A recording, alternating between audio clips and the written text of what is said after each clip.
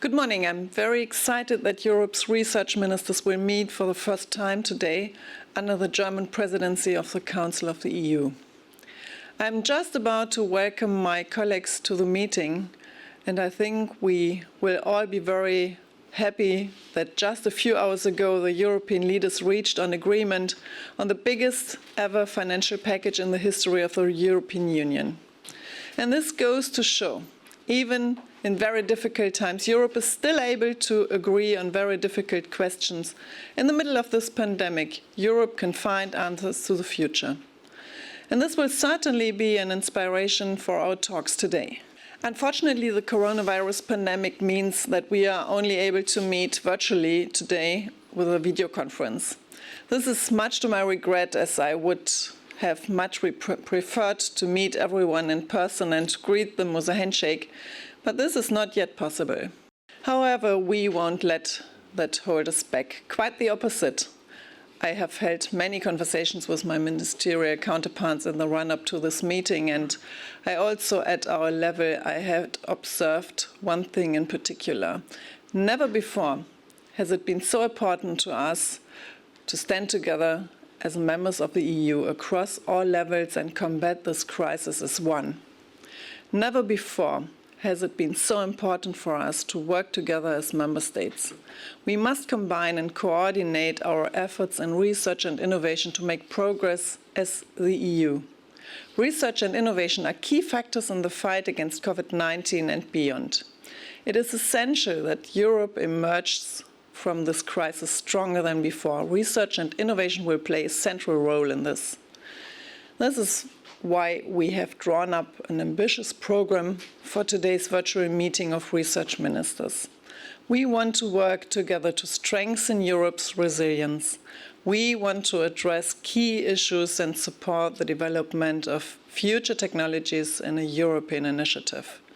Our aim is to safeguard European sovereignty in critical and sensitive fields better than ever before. To do this, we need to consolidate national and European activities. As part of this, we want to make the European research area more effective and more dynamic. We will be discussing this with Professor Neugebauer, the president of Fraunhofer, one of the German's leading research institutions. Europe is synonymous with innovation. We need sustainable, future-proof innovations to overcome the economic upheaval caused by the pandemic. The European Green Deal will lay the foundations for this. We want to overcome the crisis by investing in environmentally friendly technology for the benefit of this generation and the next. This too will be built on the foundations of a more powerful European research area.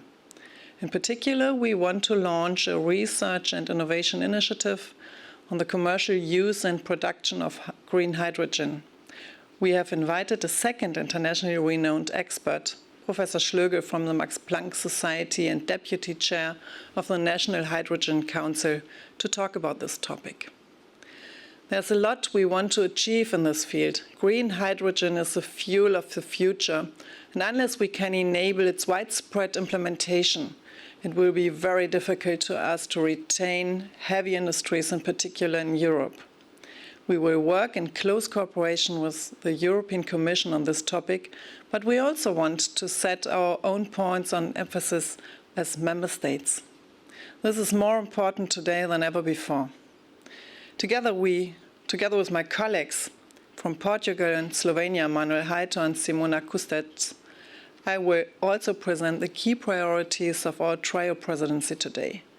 In light of the particular challenges that our trio presidency will face due to the coronavirus, we have deliberately chosen to work together to plan our program for the next 18 months.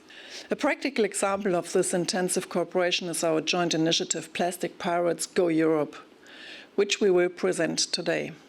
This project brings schools, pupils and scientists together. With a campaign, we want to encourage children and young people throughout Europe to engage with the problem of pollution in our rivers and oceans. We want to continue strengthening this and similar citizen science initiatives from other EU member states. So that's our program for today. I'm looking forward to a constructive and successful discussion with my colleagues.